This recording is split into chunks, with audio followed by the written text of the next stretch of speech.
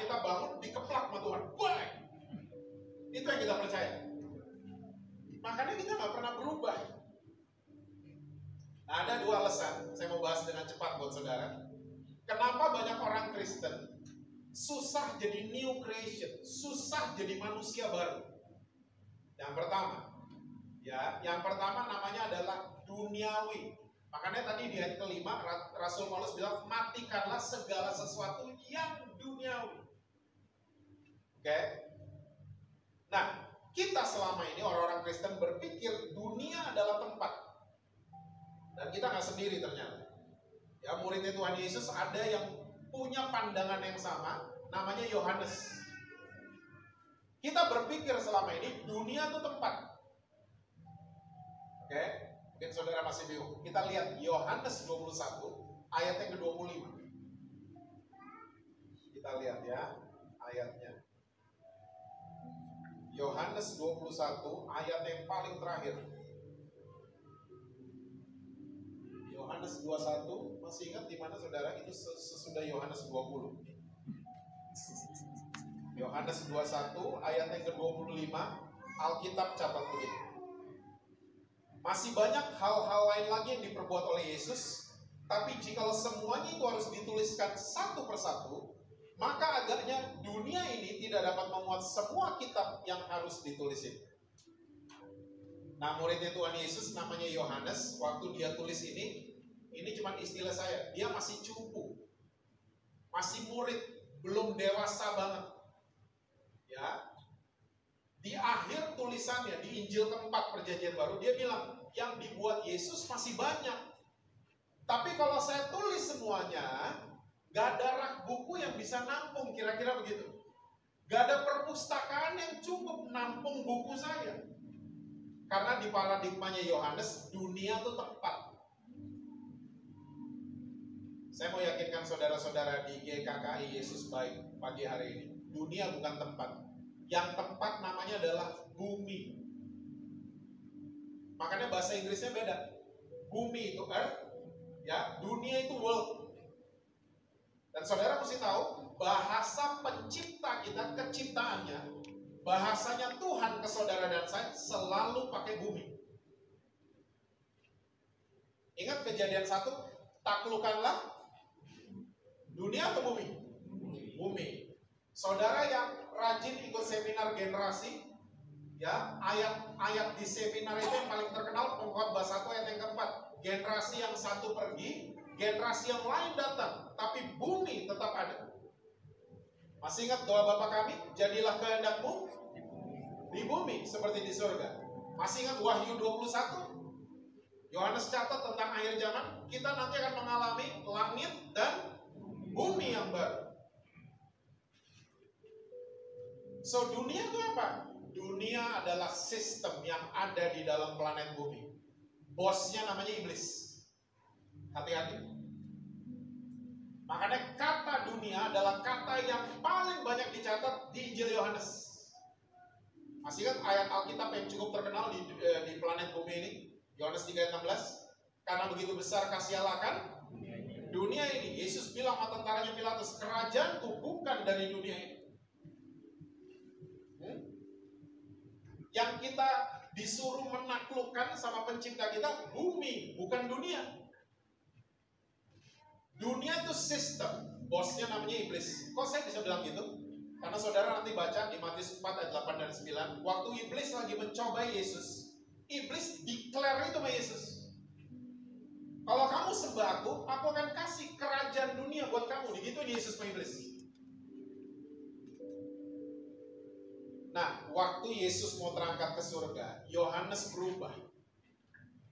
Dan dia akhirnya jadi dewasa banget. Dan dia tulis 3 kitab lagi kan. Di belakang-belakang Alkitab kita ada 1, 2, 3 Yohanes. Itu dia udah dewasa banget. Dan Yohanes berubah, itu waktu Yesus mau terangkat ke surga. Saudara masih ingat kisah Rasul 1 ayat 8? Kamu akan terima kuasa waktu Roh Kudus turun atasmu. Ya, dan kamu akan jadi saksiku di Yerusalem, Samaria, Yudea sampai ke ujung bumi. Itu berubah. Oh, bumi itu tempat. Dunia bukan. Bumi yang tempat. Dan saudara mesti tahu, Yohanes di kitab 3 itu di belakang berubah, tulisannya berubah. Yuk kita lihat 1 Yohanes 5 ayat 19.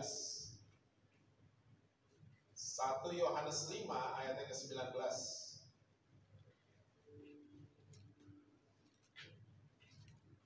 1 Yohanes 5 ayat 19.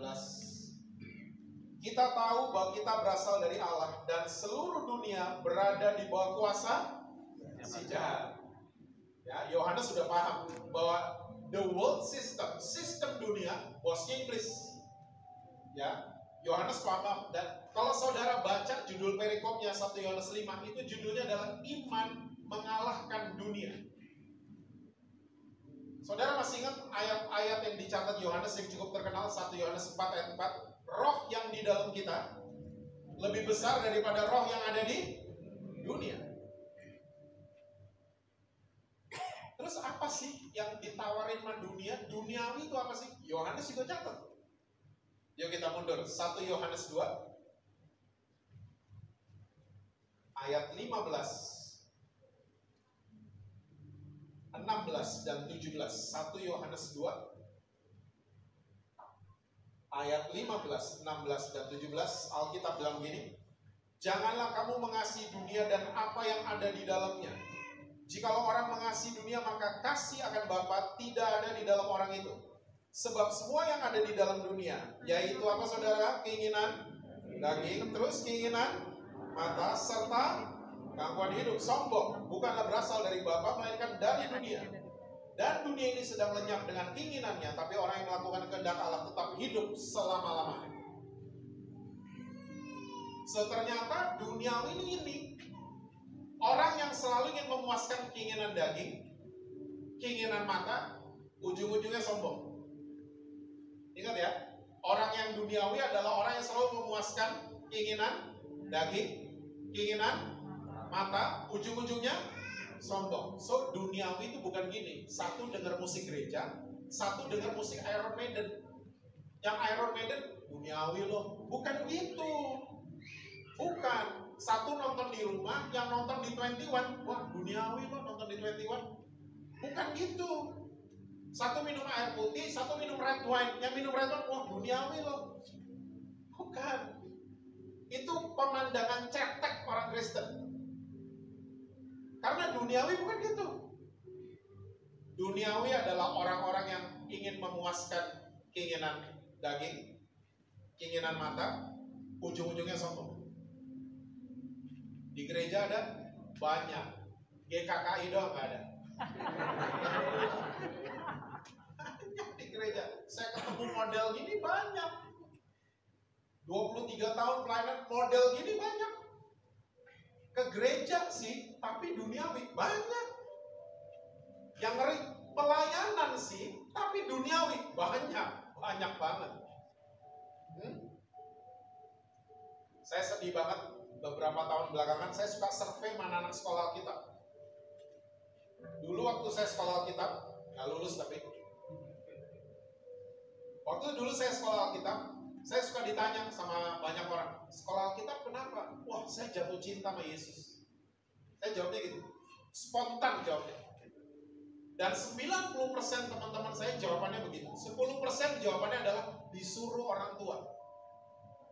10% dong. Sekarang, kalau saya tanya sama anak-anak sekolah kita, masuk sekolah kita kenapa? Ambil S2 teologi kenapa? Iyalah, biar amplopnya gede kayak Om Jesse.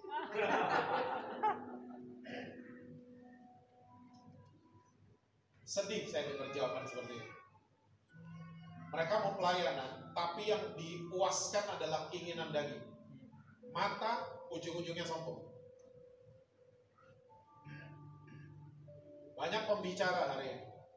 Kemana-mana boarding pasnya difoto. Dimasukin sosial media. Dia lagi di bisnis kelas.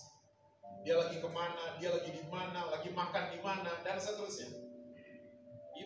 Semua lengkap tempat-tempatnya. Ada pembicara di Jakarta, saya nggak perlu sebut nama. Diundang sama gereja di luar Jakarta. Minta. Kalau dikasih nggak apa-apa. Minta bisnis kelas, minta hotel bintang 5. Minta. Udah dia bawa bininya lagi. Minta.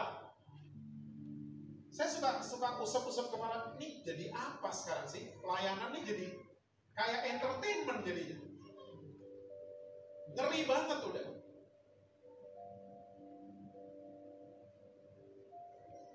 Hamba Tuhan. Kursinya beda sama jemaat. Tapi hamba.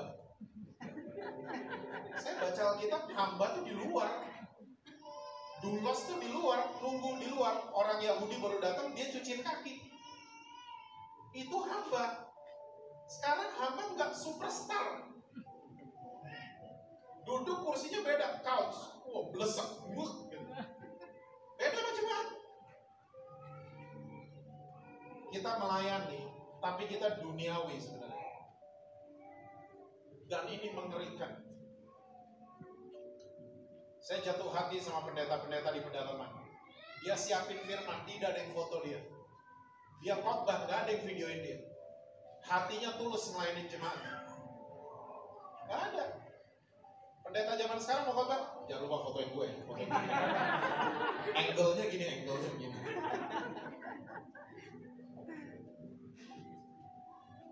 Nggak apa-apa di foto, nggak apa-apa. Cuman jangan sampai kita keterusan kayak begitu.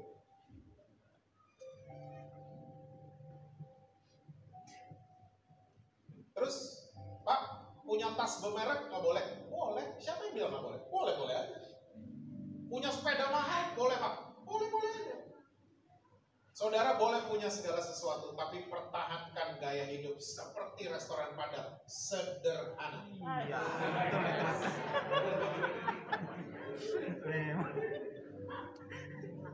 Setuju? Setuju ya?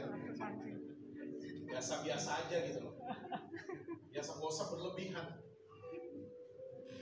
Tapi Yesus bilang, karena begitu besar kasih Allah akan dunia ini, sehingga dia mengirim Yesus. Walaupun sistem dunia kayak gini, saudara jangan pernah menghindar. Justru harus dilayani orang-orang kayak gini. Orang-orang duniawi mesti dilayani. Termasuk orang-orang duniawi yang ada di dalam gereja. Yang ada di dunia pelayanan. Mesti dibilangin pelan-pelan. Yang pertama, jangan lagi duniawi, hiduplah sederhana. Yang setuju bilang amin. Amin. Yang kedua, kenapa banyak orang Kristen sulit jadi manusia baru? Kita ini suka entertain intimidasi iblis. Saudara mesti tahu bahwa iblis tuh gak punya kerjaannya cuma satu, tapi dia lembur. Kita kerjaannya 2-3, makanya lembur kan? Iblis kerjaannya cuma satu, tapi dia lembur. Kita suka nyanyiin lagunya. Dia kerjaannya cuma mendakwa saudara dan saya siang dan besok, siang dan malam. Lembur kan? Tapi kerjaannya cuma satu, mendakwa. Iblis kerjaannya gini, lo cerai kan? Gak pantes lo. Tapi ngomongnya terus-terusan, siang dan malam. Lo kumpul kebon, lo gak pantes. Angkat-angkat tangan lagi, nyanyi lagi, gak pantes.